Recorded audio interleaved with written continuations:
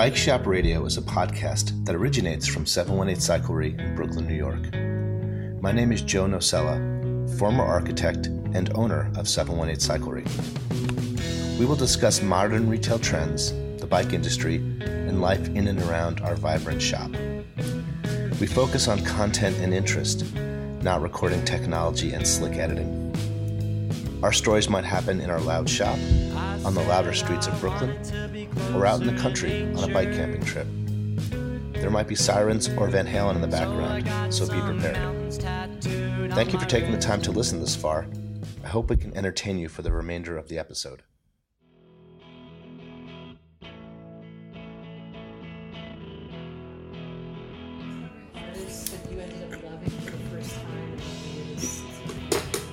So discover. Yeah, that's kind of what it is. That's what we're talking about. Just kind of like how you stumbled upon an artist, and it's not always just because you hear it on the radio. It's something. Sometimes it's something a little off kilter. Like I have one too. It's not as good as his, but. Well, Andrew, let's hear your story. So it must have been 1992. I was living in Albany, New York, in my first apartment after I moved out of my parents' house, and it was right down a couple blocks down from the QE2 Rock Club. And now, this is when you were working in the record warehouse? Yeah, so I'm 17. I just moved out of my house. I got an apartment. First time living out of my own. And so at some rock show, and I don't remember what it was at the QE2. You know, I'm there with all my friends, and there's sort of a, the Albany scene is there. And there's a young lady, probably about my age, like end of high school-ish, who's there. She has a shaved head. She's bald. And she's wasted. She's on I believe she was on acid. She was on loads of acid and kind of freaking out and sort of needed somewhere safe to end up. And so my roommate Colleen and I brought her back to our place, and we didn't know her. She sort of was hanging out with this additional person who we knew and was also pretty out of it. So we bring this person back to our house, and she spends like maybe 2 nights there, kind of like sleeping it off and like coming down and like hiding from her parents a little bit, and nothing untoward. There's no sort of worse, darker part of the story other than that this person was on drugs and then was like sleeping off the drugs. But she left anyway. We hung out at the house and like made a bunch of food, listened to a bunch of music and all that. She ended up leaving a cassette there that one side was Galaxie 500, the other side was Mazzy Star. And I didn't really know either of these bands at that moment. And so I ended up with... This is early 90s? Must have been 92, I think. Mm-hmm. So I ended up with a cassette with those bands on it. And that's how I learned about those bands. Just from some acid... Some crazy acid casualty at the QE2 in Albany, which is no longer there. Yeah. God, I That's perfect. Like, if I was in a band, that's how I would want to be discovered. Yeah. And I think I didn't listen to the cassette right away. Like, I think we found it. We were like, oh, whatever her name was left this here. And, like, it sat around for a while, and then we finally listened to it. And I was like, side A is really great. Oh, side B is really great. Wow. So, yeah. Wow, I'm trying to think of, like, bands that I like and how I found out about them, and I can't think on the fly here about... Usually everybody finds out the same way. But Wikipedia? I told Andrew, my one artist I ended up loving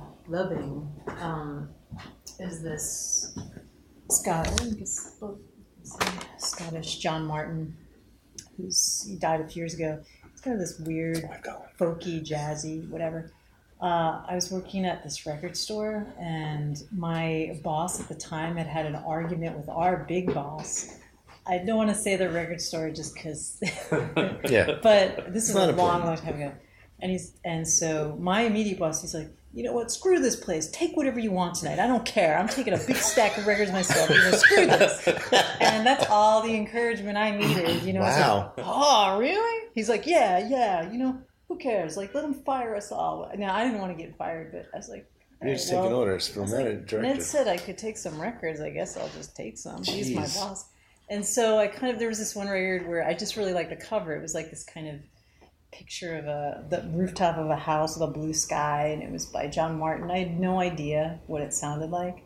And he ended up being one of my all-time favorite artists. It was a total accident. Wow. If I never I think I would have discovered him down the line. Had you not stolen it? But if I hadn't stolen this record, I never would and you have still have known it? about it. I still have it.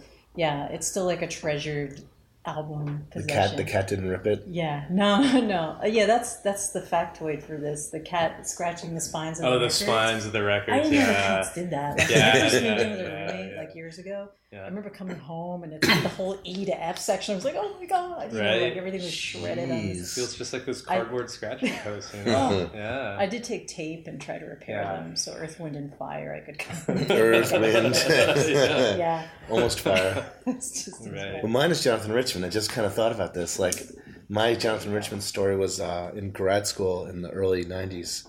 I had a friend who just wouldn't stop playing it. And the architectural school studio environment is very kind of, you're on top of each other and you're living with each other for days and days, and you sleep there and you eat there, and it just becomes kind of like, it's like being in a barracks with someone. And he would not stop playing Jonathan Richman. He wouldn't stop. Did you hate it at Hated first? it. I thought it was like sounded like Rafi.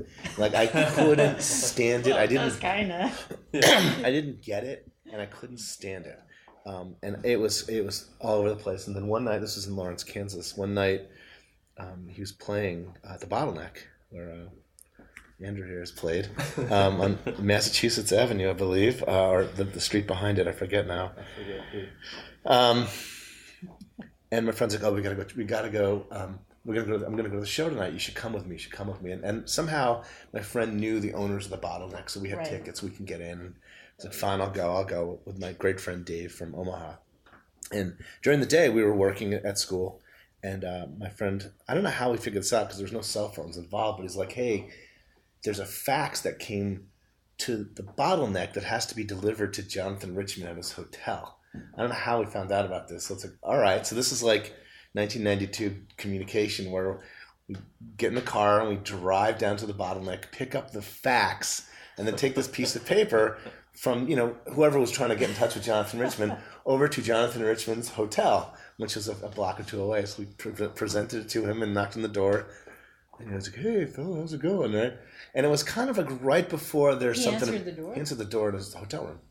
It was kind of right before, maybe a year or two before, there's something about Mary, where he was kind of was him and a drummer named Tommy, and they were doing a lot of shows where it's just the two of them. And even in the movie, you can see the dynamic. There's two of them. He's just a guitar player and a drummer, and they went in that iteration of Jonathan Richman for a few years. So this was kind of beginnings of that, kind of, because I remember that night there was a band, like a whole band there. I don't know what, I don't remember the show. And so we delivered the fax, and he was like, hey, do you guys want to go out to lunch? And I was like, it was weird. It was my friend, of course, was like over the moon because he loved, just loved Jonathan Richman. So of course we go out to lunch, and we sit down in this little cafe in Lawrence, Kansas for lunch, and it was me and my friend and Jonathan Richman and his drummer Tommy, and it was really awkward because I was maybe 27, 25, 26, like an older, grad student kind of age. My friend was a little older. Jonathan Richman was older for sure. Way older. Way older. Yeah. It's like, hey, what do college kids like listening to these days? Like, as if we were like 18-year-old, like rah-rah. It's like we've been, jaded for a number of years at this point. Like, what do college kids like? It's like rap music. What do you guys like into? I was like, I don't know. It's just kind of like meandered. And then he started talking about putting like a dome over downtown Lawrence to kind of like keep the acid rain out. And it was really crazy. But it ended, and there was awkward moments, and there were quiet moments, and there were staring into space moments. It was really weird. But I went to the show that night, and I really enjoyed the performance. Like, he's a great. Did you feel more connected? I did. But I felt like I was like, oh right, he had asked me, he's like, hey, so what? My friend was like, oh, I love. He told me the song that he loved. My friend's like, my favorite song, and. He's, oh yeah, I'll play that tonight. So we went to the show fully thinking that we'd have this connection with Jack. He'd look down and see us in the crowd, in a very heterosexual kind of way, of course. But like we were like, my friend was like, oh, it's gonna be great. And Jonathan Richman was just oblivious when he's on stage. I mean, he's just like looking like in the rafters, and there's no real connection to us being there. There was no, I'm sure we're the 1 millionth person that's delivered him a fax and went out to lunch on this tour. There's nothing special. Somehow I don't think so. About it. But I came away from the show really enjoying it. And the next day, of course, there was more Jonathan Richman to be had in studio. and he played Jonathan Goes Country, Right. which is his country western standard album, which has, and I just like fell in love with it. Like that's one of my most favorite albums. The album cover's hilarious. The songs are kind of standards, but they're not. And I just love that album so much. There's a so that's in your top 10 ever. If I had to take 10 albums away with me, and there's a line in there's a whole line about, and there's a song called she started with horses that Alfred kind of really liked, but it's a whole song about having a girlfriend who's into horses, and he mentions her boots, and I remember the lyric is one of my favorite lyrics, and he's describing his girlfriend, and he says her boots are like you'd figure, and her car is full of hay. And I just always love that line about like you'd figure. Of course someone that's really into horses is going to have these kinds of boots. And I just love that line. And there's so many great songs. And then I just really got into it. And I got into it so much that my wife, our wedding song was Abdul and Cleopatra by Jonathan Richman. Oh. And we went to the DJ. He's like, I got everything. Don't worry about it. And I'm like, I bet you don't have this song. As a matter of fact, here's a list of songs I don't want you to play. We had a whole list of Chicken Dance and Hot, Hot, Hot. We gave him a list of songs we didn't want him to play at our wedding. No Electric Slide. Yeah, it's none of this. But then we did provide, we provided him the CD that had Abdul and Cleopatra. So that's my Jonathan Richman story. That's a good story. Nice. And I've loved him ever since. And then when Alfred came across the masonry card, where Jonathan Richman has a masonry company, and somehow Alfred got passed one of his business cards, and Alfred gave it to me as he was leaving to go to Buffalo, and it's in my desk. But it's called, I forget, it's some hilarious name of a masonry company, but just kind of nuts. And then he sings about architecture, government center. There are things about the imagery and the way he sings that I really enjoy. Yeah. So that story, it's almost like the opposite of you've seen the Brady Bunch, I'm sure, the Davy Jones episode. And Greg's trying to help Marcia get in touch with him, and they dress up as the wait help to get up to the hotel room. Yep. But Jonathan Richman doesn't answer the door. Or Davy doesn't. Yeah. The manager does. Right. I forget that episode. Yeah. But and then the manager goes, Davy's down at the recording studio, and Greg's like, okay, head down to the recording studio. The 123 she goes there, Main just walks Street. right in. Yeah. He's there behind the glass. There's the one board. recording studio drive. Right. What's he recording? What's he recording? It's just it makes no sense. See, I've always fantasized about things like that happening. Cool. That was a good one. Yeah. So we should talk about Rush too, because we missed that whole conversation we had last week, and if you want to go back to work or whatever, I don't want to bother. I can measure a hub. But this all happens. We talked about Rush. We talked about the whole the movie and the whole the documentary, all that stuff. I missed when I hit the don't record button. Yeah, as opposed to the record button. Anybody who hasn't seen Beyond the Lighted Stage should see it. I don't like Rush, okay? But I am female, so there's part of it. Right. But the movie is really entertaining, and it's long. Is it It's kind of epic, and yes, you do have to listen to a lot of Rush music in it. But is it sacred? Is it put them on a pedestal? It's very human. Okay. So they acknowledge the fact that most of their audience is male, and they kind of laugh about it. Right. Because what we were always saying about progressive rock or prog rock is it was music for nerdy white guys who just about kind of being a warrior or slaying the noble beasts, mysterious lands, and mist, self-fulfillment, except in in a kingdom, and it wasn't sexy music, and so girls, you generally don't run into a lot of women who are like, oh, I love Yes. I love early Genesis. Oh my God. Right. And I totally get that. And I think part of it is because it's so sexless and kind of geeky in a way where, a lot of it seems to be based on texts or imaginary texts or scrolls. Prog rock songs, there'll be a suite, right. 3 parts, and there'll be some goal, some epic. A lot of those albums are like concept albums with deeper meaning. And so with Genesis, I'd heard them on the radio, but it wasn't until, I guess, I'd heard Misunderstanding on the radio, which of course is like way after Peter Gabriel. But that's when I bought, it was like Abacab, and I just loved Genesis after that. And then I kind of started to see the history of it, which is Genesis started off being like that kind of Swords of Men and Missed weird the time. Yeah, just like where if you listen to Firth of Fifth and just a lot of things like that. Peter Gabriel dressed really outlandishly. Like a pyramid, right? It was not something. Yeah, it wasn't like something for for chicks, for girls. It just seemed really silly. And then once Peter left to embark on the weird solo career, which, Andrew, we should talk about those first 3 overrated records. But anyway, that might be another Phil, all of a sudden there was this element of romance that came into it. And I know that's hard to believe with Phil Collins, but like the door was open and it was like finally, women could get into prog rock. That was my entree. I was like, because I loved, I guess, post Peter Gabriel, Genesis, and I didn't even listen to. I listened to the Peter Gabriel stuff after I'd already been getting into film. I was like, no, this just isn't as good. I couldn't do it. And so Phil made prog rock safe for girls. I think they were like the first band that sort of kind of did that. I don't think Rush or Yes or any of those bands ever did it. No, Rush still hasn't. No, and they never will. I tell everybody to check out that scene in I Love You, Man, with Jason Segel's in it and Paul Rudd.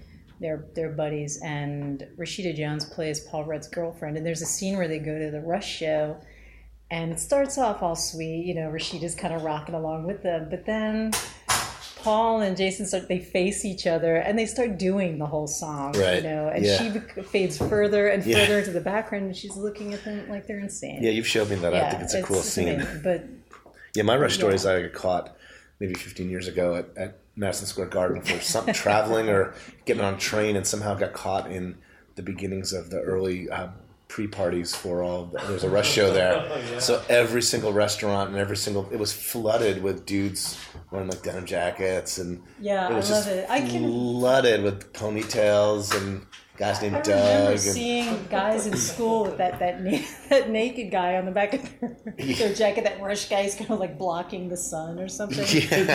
Yeah. And then it was Moving Pictures a greatest hits album or no? It just felt that way. It's just there were so many hits on it. There was a song on there. There was a greatest hits. It's called Spirit of Radio, and it starts off with that. Like you would know it the second. Yeah, no, I know the song. Yeah, I know the song. Invisible Airways crackle with light. Yeah. And here's another Jason Segel reference. Everybody should watch Freaks and Geeks, because there's a great scene where the song starts playing and he's playing along with it, and then they fade out the sound of the actual record, and you hear him playing, and it's like really terrible. And musically, aren't they musically? I mean, I'll defer to Andrew, but you always hear about this musical prowess that's beyond the. Oh yeah. That mortal men couldn't wield the drum kit. Neil Peart is regarded as like the greatest drummer. Yeah, apparently. how many drummers does it take to change a light bulb? 5. 1 to change a light bulb, and 4 to stand around and talk about how Neil Peart would have done it better. Yeah. I would just have like a 40-piece kit. Oh yeah, he's just hidden behind all this stuff, right? Surpassed only by Alex Van Halen, but he was overcompensated. Right, Alex was. Right, yeah, it's like. Alex was. Because I think he thought he could hit it the hardest. And Neil Peart wrote all the songs too. He was like the brains of the operation. And the guitarist is what's his name? Alex Lifeson. Don't ask why I know just that. Just a pretty tight crew, though. I mean, you got to admit, it's like 3 names to know. I mean, it helps that they're. I mean, on stage, is it 3 of them making? Is there a lot else going on, or is it just? Yeah. I've always been into trios. I mean trios have always. Actually, we watched a great story. My 13-year-old daughter. Did you see the Weezer video? Yeah, it's weird, right? Because my daughter, I was like, did you see the link I sent? We should watch it. It's kind of weird because basically they're singing the Weezer version of Africa. Okay. But it's a cover. It's not Weezer. It's Weird Al dressed like Rivers Cuomo in the sweater video. Doing the Weezer's doing the Africa song. So it's layers. It's layers, and it's really funny. So I was trying to explain. I was like, hey, I told my daughter, did you ever see this? And she's like, oh my, she knows a little bit about Weezer, and we sat YouTube watching. She was like, mesmerized, like she knew the song and she knew what's going on now with Weezer. But it's like, look, and then I'm like, do you know the Buddy Holly? I mean, I'm talking about videos that kind of had the backgrounds of other TV shows. Right. So with her, we sat and watched that Buddy Holly song, whatever the hell was. Right. Was that like Happy Days? Right. And she knows Happy Days because she knows the Fonz. Oh, the Fonz is that old guy who plays the professor on some show I never heard of. I'm like, that's how she knows Henry Winkler. But then I was like, oh yeah, Nirvana had In Bloom, and where they played. That's right. So I showed her that, and she's like, oh my God, I love it. She's like, this is great. And then we watched, Teen Spirit, which was just about a dirty gymnasium. Right. And she had never seen the video but heard it and was really into it. So that was kind of our little trio thing last night, where we kind of went through trio bands, which is kind of, I had a great time. Just watching videos with her. I'm glad it that was she cool. was like receptive to it. Yeah, and then because she was wearing a Smith shirt, so I'm like, all right, you're gonna have to sit through this. It's rite of passage for sensitive art girls. Right, she's a sensitive 13-year-old. Yep. So hey, you're wearing a Smith shirt, sister. Like, let's watch the Smiths, and she's like, oh, good Lord, we put on a couple of live things, and she kind of liked it. I mean, because it's weird. And did Morrissey make sense to her or not? No. I mean, she couldn't. She didn't even understand when it was. It was hard to even describe. Yeah. So kind of showing her the visual of the Smiths. And what else? There's something else that mine really watched. It's funny, when I woke up this morning after thinking about Al Yankovic, I was thinking, I love Rocky Road. Yeah, I just couldn't get it out of my head. The video is really, and I don't know if it's the rest of Weezer because I don't know them well enough visually, but I don't think it is. One of them left a long time ago. Yeah, but I think that the three guys that are in this band that basically looks like the Sweater Song, but they're doing a different song. It's really unique, and we shouldn't be wasting our time talking about modern Weezer videos on this podcast. But it is unique in that it layers some stuff. So maybe we should go watch it. Mm. Yeah, I've got really mixed feelings about Weezer. I think we've talked about this. Yeah, I do as well. I do too. I mean, I kind of it's a way for me to kind of be involved in. I mean, I don't know, Well, no, whatever. It's anyway, easy. It's just I just don't. I think I don't like them because it seems so too clever. Yeah. I guess, and the kind of people that were into them in the beginning, I don't know. I just remember being sort of turned off. Yeah. By that kind of. It was a nerd, but it was the kind of nerd that thought they were better than you. That's the worst. Little snark. Snark. There's a lot of snark. Yeah, a lot of eye rolling, a lot of inside jokes. Like Monty Python inside jokes. Right.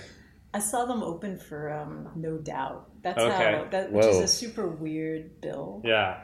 But yeah, it was when that record Pinkerton came out, yeah. that everyone has that was 97. Called a class. Is it a class? That's the brown one, right? I really like that one a lot, actually. I remember when that came out, I was in Dallas visiting friends and someone had it. It was really, I liked People hated that when it first came out, but now somewhere down the line it got... it's his Pet Sounds. Right, it is. People, it was ahead of its time, they say. Yeah, apparently. I still haven't wrapped my head around it so far. And Catherine and I have a big debate because she's a Pinkerton aficionado. Okay. And I've made the mistake of saying that I'm not a big Weezer fan, but that my favorite song is Hash Pipe, which is later. Yeah. It's like, they've sold out at that point. Although they always were like the first time they picked up a guitar, they were like on a major label, so it's not like they ever hadn't sold out in a way. Right. I don't remember any struggle. I just remember the Sweater Song as being like it just was. It was. Huge. Yeah, there was no struggle. I used to get. There might have been. I mean, there might have been something we didn't. The biggest see. struggle was that he had to go on a hiatus to finish up at Harvard. I mean, I was like, can I sit out a semester at Yale? I don't know. Yeah. That song I used to get mixed up with one of your favorite songs, Popular by Not a Song. Yeah. Because to me they were like brother sisters. Hash Pipe and Popular? No, Popular and Sweater Song. Oh, and Sweater Song. There's kind of that same kind of fuzzy guitar. Kind of symbiotic thing going on. Yeah, maybe we'll do a Not a Surf thing because I have a lot to say. Yeah. Because I've met Mr. Matthew. That's right. And I think only because you pointed it out, like, hey, tomorrow the guy from Not a Surf's coming in. Yeah. And Alfred always had this great... It was just funny because he'd come in and we'd talk and I would, tell him how much I liked his music. I would be, not a fawning fan, but just like a person. It's like, hey, I really enjoyed this particular song and that song, and it was a real big part, and I listened to the late, the more recent stuff, and I like it, and I do. I do. Right. And, when we talk just like normal people, and he... when he would leave, Alfred would always say, as he would leave and walk down the street, he'd like, I still got it. You know, I still got that, like, I still walk into a store and I got that fan, like, yeah, I still got that, you know, that guy and who knows who can recognize me. And he gave us tickets to a concert, me and Deb, maybe 2 years ago. It was great. It was rocking. It was the day that there was that bomb that went off in like Chelsea. Oh yeah, yeah. And like the bass player was like late, like really late because of the subways were all shut down. But it was it was me stepping into a world of, I'd never been to a live show. It was obviously a lot of these people had been to a lot of these shows. There's a lot of like inside jokes and a lot of like songs that people recognize that I didn't quite recognize, and there were things that I didn't know that I was like a real outsider just by being a fan of just the music all those years. They're like sort of a cult band, not a surf, you know what I mean? Like the first album was sort of a novel. They were regarded as a novelty band, right? Just because of that one song in the video. And it's a pretty heavy album, though. There's a lot. Like, it's a real like. There's other songs in that album that are pretty rocking, like rocking in terms of like a lot of distortion, like really kind of fuzzed out, and the power pop people know, or people who are into power pop tend to really like them. Yeah, I know a couple of people who are really super into them. Yeah, their videos like now are like artistic and they're pretty cool, and the music I like. You know, it's like if they've provided a pathway for me to grow as a 26-year-old watching Popular, or whenever that was. There's a path. Whenever that song came out, there's been a pathway. You know, he's grown old just like I've grown old. And there's been a pathway for me to stay involved as I've gotten older, you know, and I feel like I'm a fan of the band as they are now, and I like that. Well, I like bands that kind of, they get better, or they surprise you down the line. Like just mature, and they mature in a way that I could still stay engaged, you know. Yeah. R.E.M. had a hard time staying, but that's like, I'm not like I'm involved with R.E.M. in any way, like, you know, you had a long-term affair. I had a long-term, and I couldn't. And you just grew apart. I couldn't. After Hi-Fi was the last one I really could get into. New Adventures in Hi-Fi. And after that, I just like there's Reveal and Up and Sun. I don't even know. I didn't even know them. I didn't know the names of them. It's hard because, like, I think artists that you've devoted huge chunks of your life to, that letting go point can be. Really I didn't know they broke up till like months later, almost a year. Like, wait, you know, there was like that big announcement that they made. And I didn't know about this for a long time. If I was still a fan, I'm sure I would have been on the newsletter or I didn't know for. But I think even it takes, you know, it takes real maturity to recognize that people have kind of lost their artistic gift along the way. I don't know if they lost it. I think I lost. I mean, I don't know if it's me. I don't know. No, you know? It's not just you though. I think a lot of people write off those later R.E.M. records, and some of it's justified. You know, the only thing I can compare it to is like, you know, I love McCartney. I'm an apologist. It's my job, but I certainly can recognize down the line. And people, you know, they get to that point where people are so grateful that they're still alive. Yeah, they're pumping out anything. That they grade them on a curve. It's like, so every Dylan record, Springsteen record, Neil Young record from now on, well, maybe not Neil Young because he's so ornery, but McCartney, they're going to be like, 4 stars, 5 stars. Yeah, it's a curve. Just because they can't not do that. Although no one's going to punish cruel. them. Yeah. Right.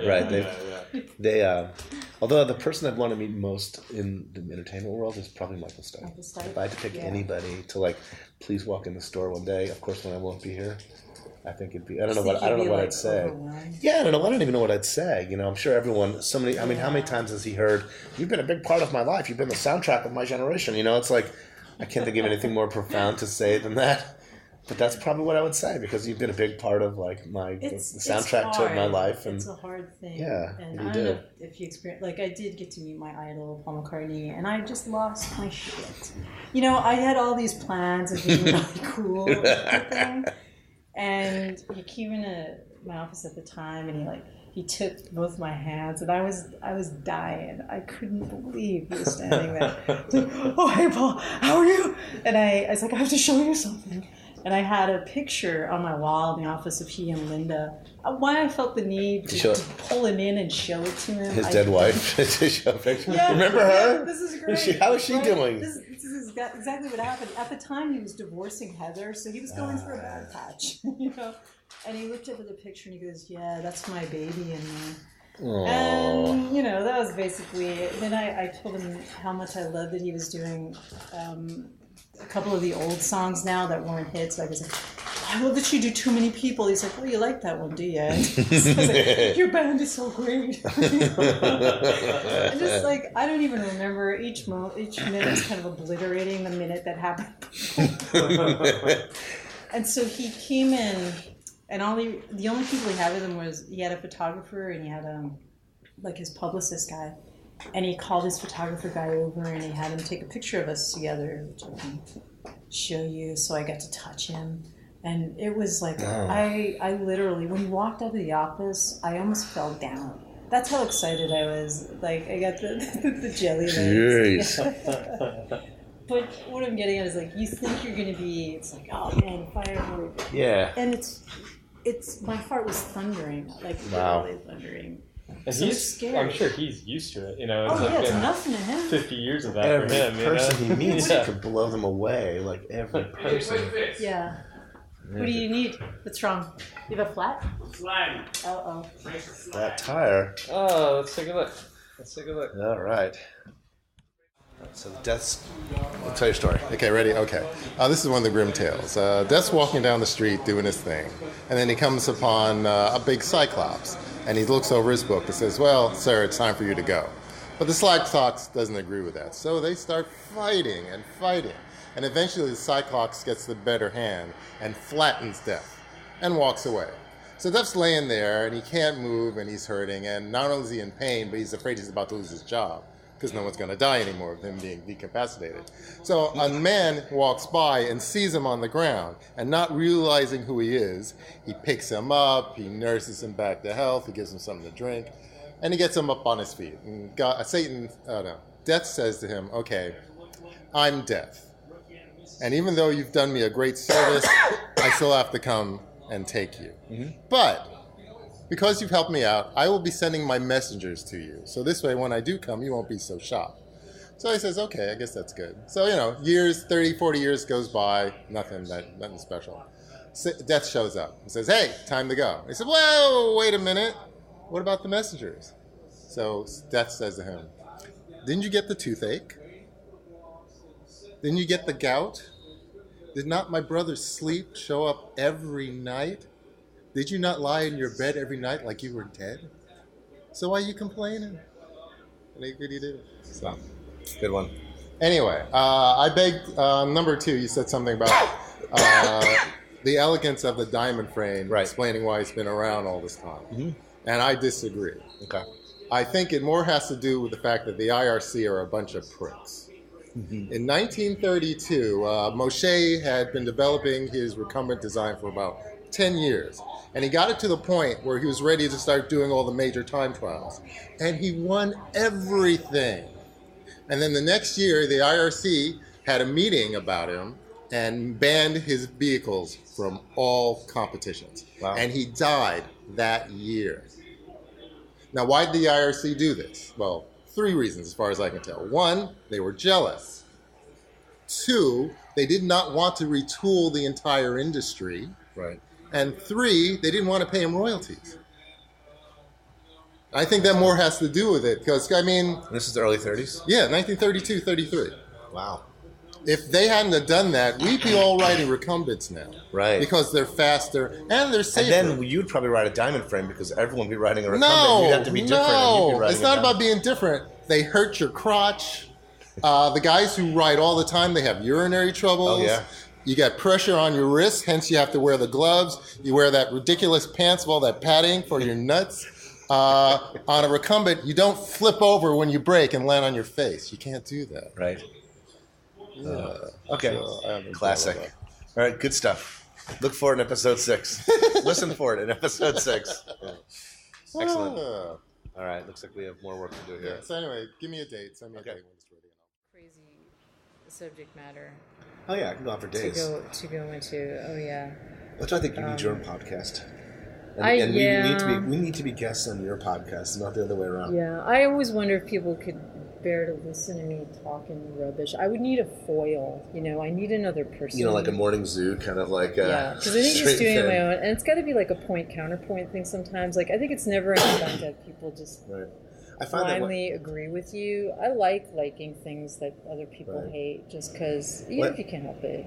I find on this podcast there are points where I sit and just say things on my own, like if I have to talk about bike stuff or something, and it kind of sucks, and I don't like it. I like the parts of this podcast that are connecting with people that work here, connecting with people that we talk to, because it's a conversation as opposed to me talking like, today in the bike industry, the Trump tariffs are going to really affect us. And all the best podcasts, I can't stand when a podcast is just one person, are people talking. Right. All the best ones. Right. And write down, everything from like Pod Saves America to Keep It, all the, wherever there's like people just talking and kind of bantering off each other.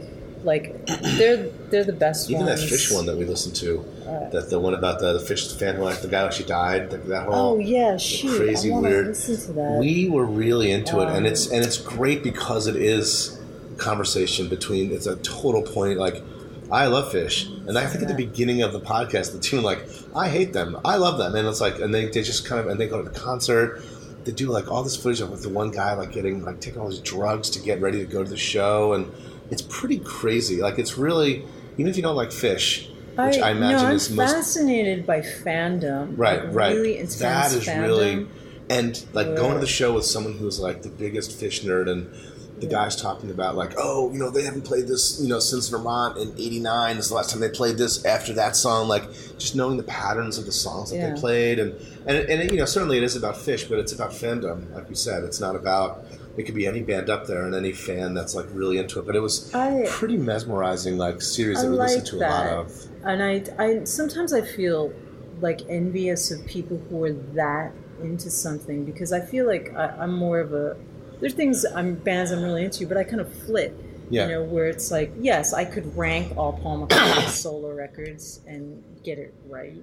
But there's these people who see these bands like hundreds of times, where it's really becomes like a way of life, where missing a show is just it affects them emotionally. They think that the performer's going to miss out, or the performer's going to miss them being there. Just to be that devoted. I don't have that kind of time or money to do that. No, it's really unusual to me. But then I think I prefer that to even the I guess what you would call like standing now, where on Twitter there's these very aggressive fan armies where it's more of a hostility, where it's defending everything an artist says or does just because you're so. That's that Beyonce thing, right? Like Nicki Minaj. Yeah.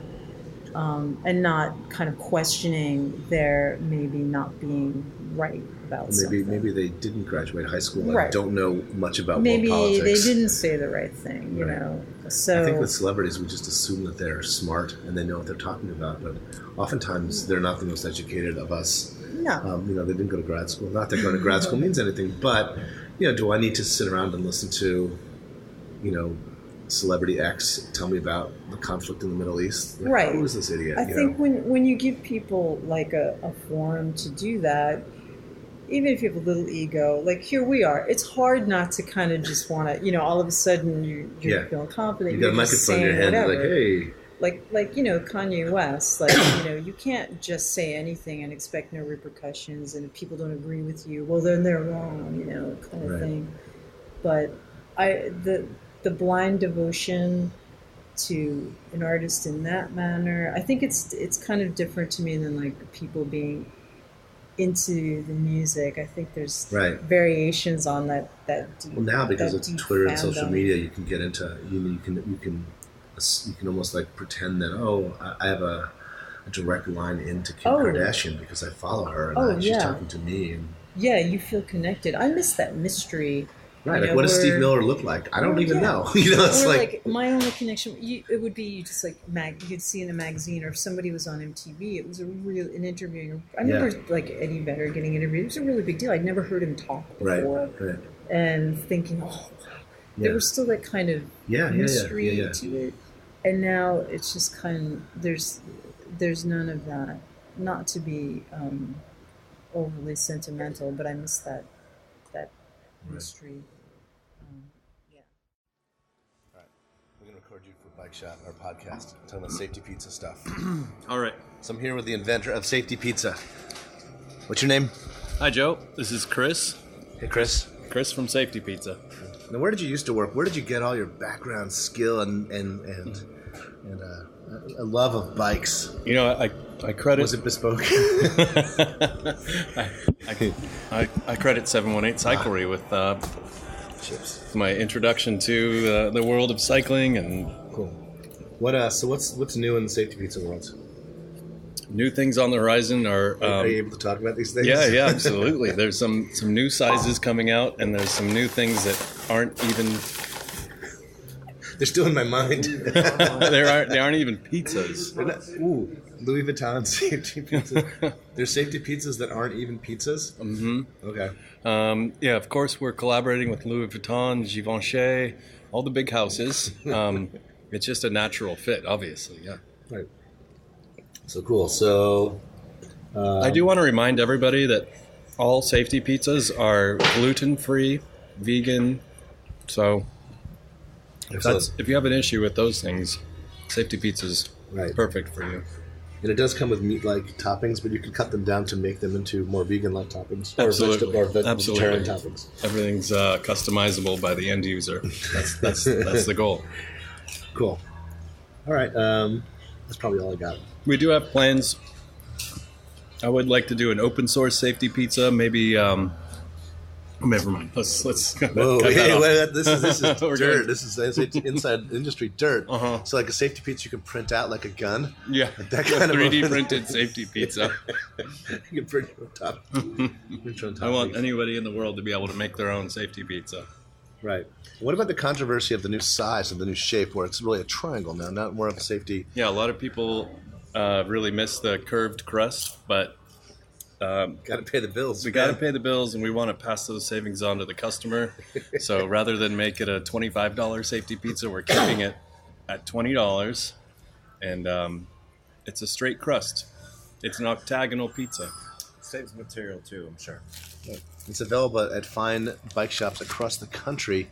And if you are a bike shop listening to this, who should this bike shop contact to be a stockist of safety pizza? Yeah, no problem. Just head to safetypizza.com and you'll see our link to dealers.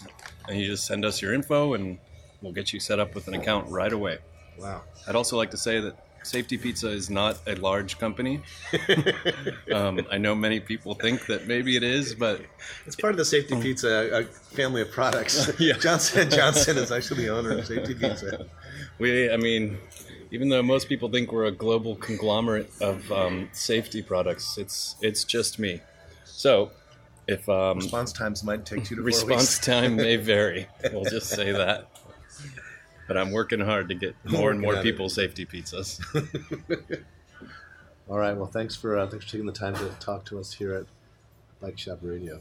Thanks so much, Joe. And don't forget to smash that like button and subscribe and follow 718 Cyclery on Instagram and all other social medias.